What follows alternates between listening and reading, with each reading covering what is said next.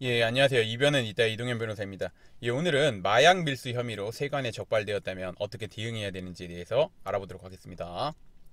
예, 제가 이제 오늘의 주제를 선택하게 된 이유는 이 최근에 이 마약 밀수 혐의로 세관에 적발되었다면서 저한테 문의를 하시거나 이제 상담을 받으시러 오시는 분들이 많은데, 예, 그거에 대해서 간략하게나마 답변을 드리고자 예, 오늘의 주제를 선택해 보았습니다. 예, 우선 마약 밀수 어떻게 처벌되는지 한번 보도록 하겠습니다. 마약 밀수는 마약류 관리에 관한 법률이 적용되며 필로폰, 엑스터시, 대마 등을 수입한 경우에는 5년 이상의 징역에 처하도록 규정하고 있습니다. 그리고 밀수한 마약의 가액이 500만 원 이상이면 특정 범죄 가중 처벌 등에 관한 법률이 적용되어 500만 원 이상 5천만 원 미만인 경우에는 최대 무기 또는 7년 이상의 징역에, 5천만 원 이상인 경우에는 최대 무기 또는 10년 이상의 징역에 처하도록 규정하고 있습니다. 지금 보시면 아시겠지만 처벌 규정 굉장히 높게 규정되어 있다는 거 잘 알아두셔야 됩니다. 지금 보면 다 징역형밖에 없습니다. 징역형도 5년 이상, 최대 무기 7년, 그 다음에 최대 무기 10년 이렇게 규정되어 있는 거 잘 보셔야 됩니다. 그럼 이제 오늘의 주제인 마약 밀수 혐의로 세관에 적발되었다면 어떻게 대응해야 되는지 한번 보도록 하겠습니다. 입국하다가 혹은 해외 사이트에서 물품을 구입하였다가 마약 밀수 혐의로 세관에 조사를 받게 되었다면 억울한 경우가 있고, 그 다음에 마약이라는 사실을 알고 가지고 들어오거나 아니면은 이제 물품을 구입했거나 해외 사이트에서 직구했거나 이런 경우가 있는데, 우선 억울한 경우부터 보겠습니다. 억울한 경우 피해자는 물품을 구매한 사이트, 그 다음에 물품을 소개한 내용, 그 다음에 지인과 주고받은 메시지 내용 등을 바탕으로 마약 성분이 포함되어 있다는 사실을 전혀 모르고 물품을 구입하였다거나 구매하였다거나, 아니면 이제 그 지인의 부탁으로 이게 그 마약이라는 걸 모르고 물건을 가지고 들어왔을 뿐 마약이라는 사실을 전혀 몰랐다, 이런 점에 대해서 법률적인 관점에서 합리적으로 주장을 해야지 이제 혐의를 벗을 수 있습니다.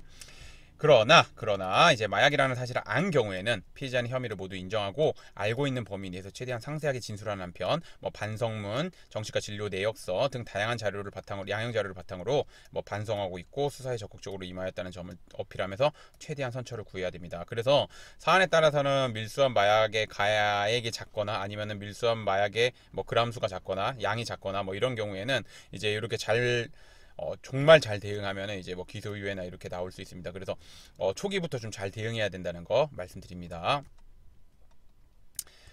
그래서 이제 오늘의 주제를 좀 정리를 하자면, 최근 마약이 사회적으로 이슈가 되고 있습니다. 특히 마약 밀수에 대해서는 사회적으로 미치는 해악이 중하다고 보아서 매우 엄중하게 처벌하고 있어서 주의해야 됩니다. 그래서 마약 밀수 혐의를 받아서 세관에 적발되었다면 본인이 생각했을 때 아무리 가벼운 사안이라고 하더라도 섣불리 혼자서 대응하기보다는 사건 초기부터 마약 사건 같은 경우는 제가 좀 당부드리지만 정말 사건 초기부터 오셔야 됩니다. 그래서 초기부터 오셔서 변호사님 도움을 받아서 진술 방향을 설정하고 그 방향에 맞춰가지고 자료를 준비하거나 이렇게 하셔야 됩니다. 그래서 그래야지 좋은 결과가 도출되니까 그거 굉장히 중요하다는 거 다시 한번 말씀드리겠습니다. 그래서 그렇게 해야 되고, 그럼 이제 어떤 변호사님의 도움을 받아야 되냐? 우선 첫 번째, 마약 사건을 많이 다뤄본 변호사님의 도움을 받아야 되고, 두 번째로 확인하셔야 되는 거는 그 마약 사건에서 좋은 결과를 도출해낸 그런 변호사님의 도움을 받으셔야 되고, 그 다음에 이제 마지막으로 제가 한 가지 당부드리는 거는 뭐냐면,